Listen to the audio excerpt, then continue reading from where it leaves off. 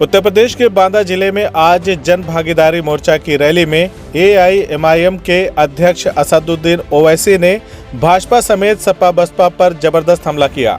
जनसभा को संबोधित करते हुए असदुद्दीन ओवैसी ने मुस्लिम समाज को सपा बसपा कांग्रेस के पैरों का फुटबॉल करार दिया, तो वहीं हिजाब विवाद पर प्रधानमंत्री मोदी और CM की सोच को तालिबानी बता दिया।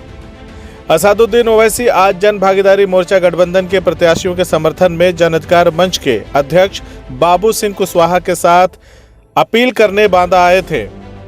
बांदा के नरैनी में जनसभा को संबोधित करने के बाद बाबू सिंह कुशवाहा और असदुद्दीन ओवैसी हेलीकॉप्टर से बांदा पहुंचे, जहां पुलिस लाइन में बने हेलीपैड से उतरकर सीधे GIC ग्राउंड पर पहुंचे और जनसभा में शामिल हुए। जनसभा स्थल में असदुद्दीन ओवैसी का विशेष रूप से चांदी का मुकुट पहनाकर स्वागत किया गया। जनसभा को संबोधित करते हुए जन अधिकार मंच के राष्ट्रीय अध्यक्ष बाबू सिंह कुशवाहा ने अपने प्रत्याशियों के जीतने की और जिताने की जनता से अपील की और समाजवादी पार्टी और BJP के खिलाफ हमलावर रहे। वहीं जनसभा को संबोधित करते हुए असदुद्दीन ओवैसी ने भारतीय जनता पार्टी और समाजवादी पार्टी पर जबरदस्त हमला बोला। मुस्लिम समाज को सपा बसपा और कांग्रेस के पैरों का फुटबॉल बताया। ओवैसी ने मुसलमानों से अपना नेता बनाने का आह्वान किया, तो वहीं भारतीय जनता पार्टी की सरकार की अर्जुन सहायक बांध परियोजना पर कटाक्ष करते हुए ओवैसी ने इसे बांदा की जनता के साथ पानी के नाम पर किया गया भाजपा का बड़ा धोखा बताया। बेरोजगारी के मामले पर सरकार को घेरते हुए ओवैसी ने पेपर लीक के मामले भी उठाए और नीति आयोग की रिपोर्ट के हवाले से BJP राज में पलायन, बेरोजगारी और किसानों की परेशानी के मुद्दे भी सामने रखे।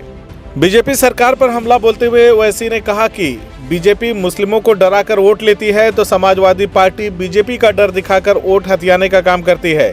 उन्होंने जनसभा में मौजूद लोगों से सरकार को अत्याचारी बताते हुए कहा कि गरीब, मजलूम, दबे कुचले, पिछले और अल्पसंख्यकों को शिक्षा नहीं है, उनको सामान्य नागरिक के हक नहीं है। CAA पर हमारे घरों में नोटिस भेजा जाता है और यह सारी समस्याएं समाजवादी पार्टी या दीगर पार्टी हल नहीं करेंगे, इसके लिए अपना नेता चुनना होगा। PM मोदी को ओवैसी ने पूरी तरह से असफल प्रधानमंत्री और उद्योगपतियों का PM बताया। 3 तलाक कानून पर भी ओवैसी ने सवाल खड़े किए। ओवैसी के मुताबिक 3 तलाक गुनाह है, लेकिन 3 तलाक कानून में सिर्फ लड़की और लड़के को बर्बाद करने का मकसद छुपा है। कर्नाटक और देश के कई हिस्सों में जारी हिजाब विवाद पर ओवैसी का कहना है कि हमें तालिबानी कहा जाता है, जबकि तालिबानी ही लड़कियों की शिक्षा पर पाबंदी लगाते हैं और BJP के नेता ही तालिबानी सोच रखते हैं। मैं अल्पसंख्यक समाज के लोगों से गुजारिश करना चाहूंगा, आप कब तक समाजवादी बसपा और दीगर पार्टी के पैरों का फुटबॉल बनकर रहेंगे?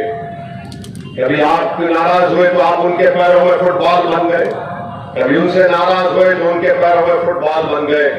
वो तो आपके जरिए से गोल करते गए, मगर कभी आपको कोई फायदा नहीं हुआ। अगर तुम्हारे पेट में दर्द है, मैं दवा खाए तो तुम्हारा पेट का दर्द कम नहीं होगा। आपका पेट का दर्द यह है कि आपको मान सम्मान नहीं दिया गया। आपका मसला यह है कि आपको जो मुकाम मिलना था, जो दूसरों को मिला, आपको नहीं मिला। आपका सबसे बड़ा मसला यह है कि आपको शिक्षा नहीं मिली। आपका सबसे बड़ा मसला यह है कि ठेकेदारी में आपको हक नहीं मिला। आपका सबसे बड़ा मसला यह है कि पुलिस के जुर्म का शिकार आप और कमजोर लोग होते।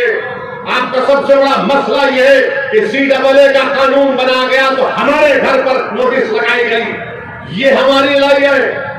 अगर आप अपनी लड़ाई नहीं लड़ेंगे तो कौन लड़ेगा? याद रखो, अगर आप ये समझ रहे हैं कि सपा को वोट देने से आपकी तकालीफ और आपके मसाइल हल हो जाएंगे, नहीं होंगे, नहीं होंगे। आपके मसाइल कब होंगे? जब आप अपने दरमियान से एक नेता को खड़ा करेंगे। बांदा विधानसभा में खाद मिली? अब क्या मोदी जी कहां से लाएंगे खाद? बाबा को बोलेंगे खाद मत पूछ, बुलडोजर बुझा दूंगा। और नरेंद्र मोदी ने क्या किया? बड़े ज्ञानी है माशाअल्लाह। उनको बेरोजगार क्या है, बेरोजगारी नहीं मालूम। चाय तो बेचते थे, मगर किसान को खाद नहीं मिल रहा, उसकी फिक्र नहीं है। चाय तो बेचते थे, मगर रोजगार युवा को देना उनके दिमाग में आता नहीं। हाँ, जो बड़े बड़े कंपनी इंडस्ट्रियलिस्ट है, वो नरेंद्र मोदी को उनकी तकलीफ उनके दिमाग में नजर आती। 53 लाख का कानून क्या कहता है? अगर कोई दीवाना पागल किस्म का मुसलमान अपनी बीवी को 3 मरतबा कह दिया तो मोदी सरकार कहती शादी नहीं टूटती। चलिए शादी नहीं टूटी है तो गुनाह नहीं हुआ, ये बोलते केस बुक करो। अब केस बुक हो जाएगा, वो जेल चला जाएगा तो कोर्ट में कौन आएगा उस लड़की की कि बोलने के लिए कि इस गधे ने 3 मरतबा कहा था। अब भी बोलते जेल में बैठकर उसको पैसा देगा तू।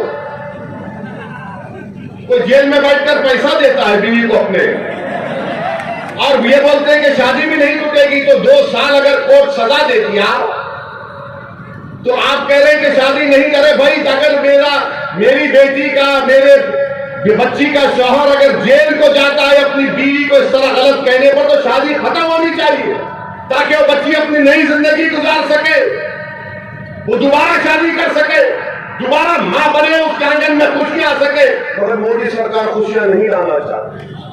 वो कहते हैं कि 2 साल की सजा होगी, कोर्ट से जब निकलेगा तो बैंड बाजा बजाओ, बैंड बांधा वालों, और कहना कि बहुत फूल बरसाओ, दीवाना शौहर आया। अब आप बताइए कौन सा दिमाग है इनका? तो आप क्या करते लड़ाओ एक दूसरे को। बीजेपी क्या कहती है कि हमको वोट दो, मुगलों को लाने का है। अबे मुगल जाके कितने 100-1000 साल के करीब हो चुके हैं। और सपा वाले कहते हैं बीजेपी को लाने हमको वोट दो। समाजवाद के नाम पर वोट ले लेते हैं और परिवारवाद करते हैं। पूरा खानदान परिवार आ जाता है सत्ता मिलने के बाद। और अखिलेश के लोग नारा लगाते हैं, क्या नारा लगाते हैं कि भैया तुझ पे जवानी कुर्बान। अबे कितनी जवानी कुर्बान करेगा? दादा ने जवानी कुर्बान कर दी, दादा ने कर दी, अब हमसे कह रहे। आपको मालूम जवानी जब कुर्बान किया आपने, तो आज उत्तर प्रदेश में मुसलमान अल्पसंख्यक समाज सबसे कम पढ़े लिखे। कौन जिम्मेदार है? वैसी जिम्मेदार है। 3% ग्रेजुएट नहीं है, मैं जिम्मेदार हूं। गरीब बेरोजगार सबसे ज्यादा है, मैं जिम्मेदार हूं। और फिर उसके बाद आपसे आकर समाजवाद के लोग बोलेंगे बीजेपी है, वोट डालो हमको। मैं आपसे सिर्फ यही कहने आया हूं, डरने और घबराने की जरूरत नहीं है। आज ओवैसी और बाबू सिंह कुशवाहा खड़े हो चुके हैं। नरेंद्र मोदी जैसे 100 भी आ जाए, योगी जैसे 1000 भी आ जाए, हम इनको हराएंगे।